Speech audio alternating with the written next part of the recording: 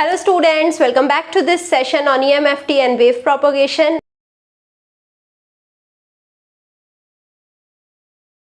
So today in this video we are going to discuss a tutorial based upon the EMFT and wave propagation. We are discussing some numericals based upon the unit 3. Let me tell you, unit 3 is a really important unit when you consider the tutorial part, and we will be discussing a lot of questions depending upon the unit 3 so that you will be understanding this unit very deeply. And now starting with the first question, it states, for a sphere of radius r, find the solid angle.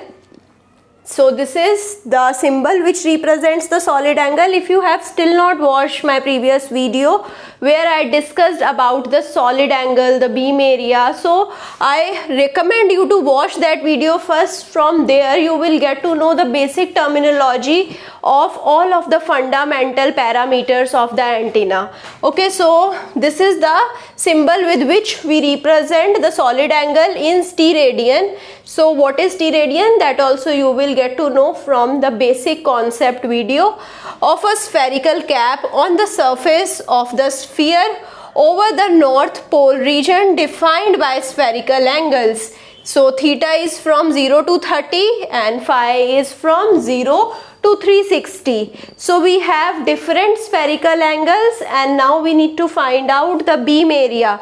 Okay, so here we will be using the spherical coordinate system. Why? Because the beam area will be having the spherical symmetry. So it is very easy to use the spherical coordinate system. Whenever you want to apply the Cartesian coordinate system, first you have to convert theta and phi, and it will be very complex. So to avoid that complexity, we will directly use the spherical coordinate system.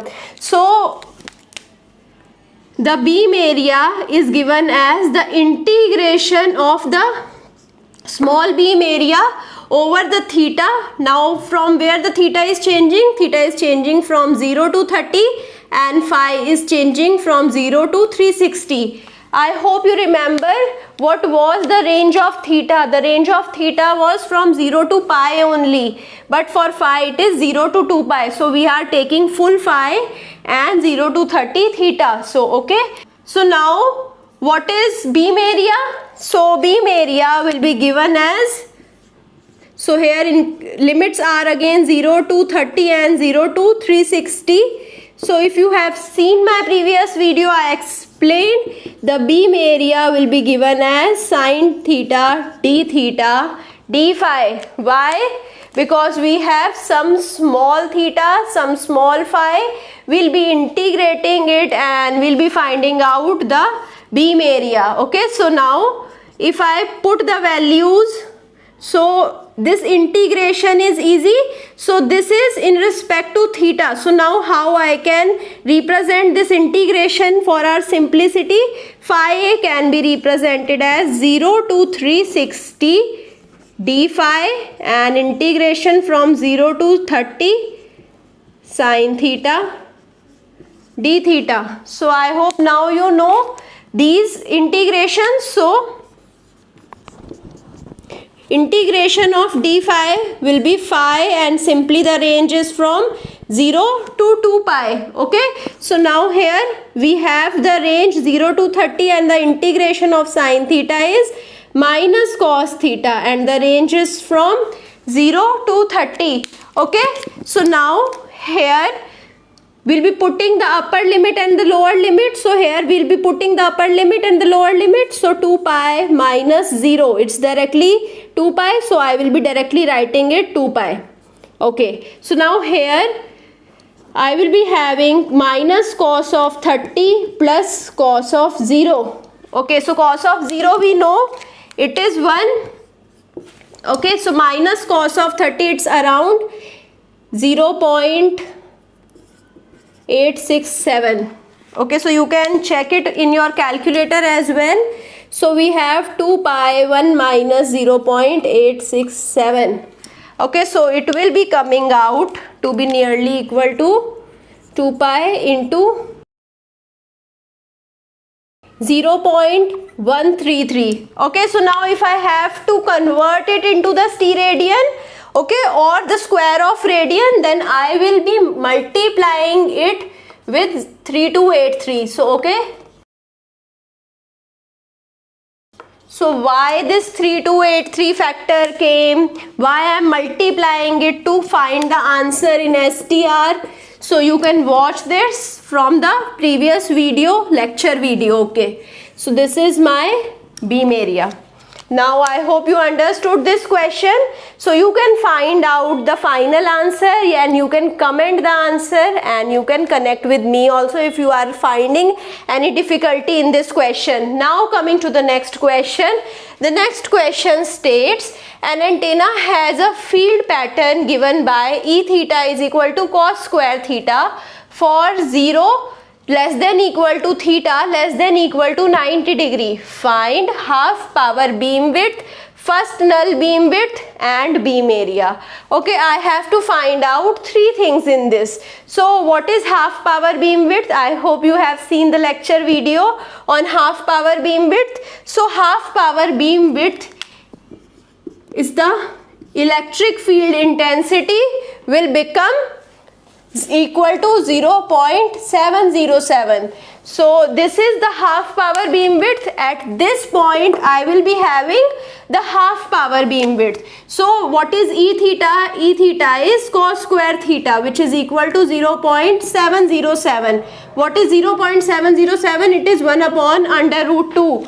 So now if I need to find out cos of theta, it will be equal to under root of 1 upon under root 2, and theta will be equal to cos of inverse of under root 1 upon under root 2, which will be nearly equal to 33 degree.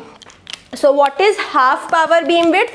Actually it is the full angle covered by at the 0.707 level. Okay, and we have only found out the positive side of theta. Now what will be the half power beam width? It will be equal to twice of theta. Here also we have theta, so it will be equal to 66 degree. Now the second question is we need to find out first null beam width. At the first null beam width E theta, we know it is 0. It is at the first null. So whenever first null is acquiring, it will be having E theta will be equal to 0, which means cos square theta is equal to 0, which means cos theta is equal to 0. So when does this happen? It happens when cos of theta is equal to cos of 90 degree. Okay, or I can say theta is equal to 90 degree. So now I have just found out theta for first null beam width. Actually the first null beam width is also equal to twice of theta, which is equal to 180 degree. Okay, so now I hope this thing is clear. Now the next question is we have to find out the beam area. What will be the beam area? So beam area is given by, so we have to take the integration. What are the limits? Limits on theta is from 0 to pi, limit on phi is from 0 to 2 pi. We know that for spherical coordinate system, we know the limits on theta and phi. So here what is beam area? Beam area is given by integration over theta and phi power into sine theta d theta d phi. Power is given by cos square theta square sine theta d theta d phi. Okay, so don't get confused here.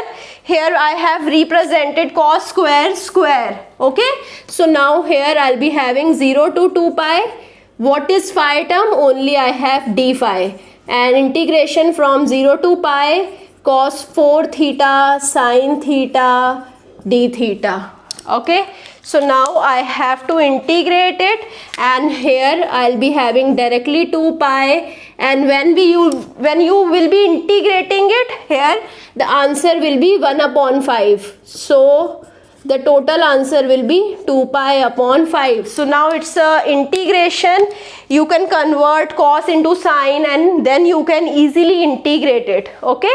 Or you can convert sine into cos and then you can integrate it. So it's a easy integration problem which I am leaving upon you as a homework, and now you can find out this integration and find out that the answer is 2 pi by 5 or not.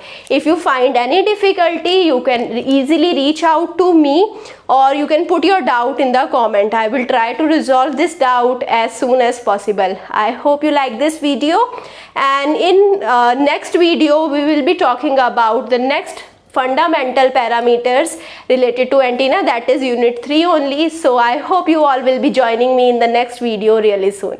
Thank you so much.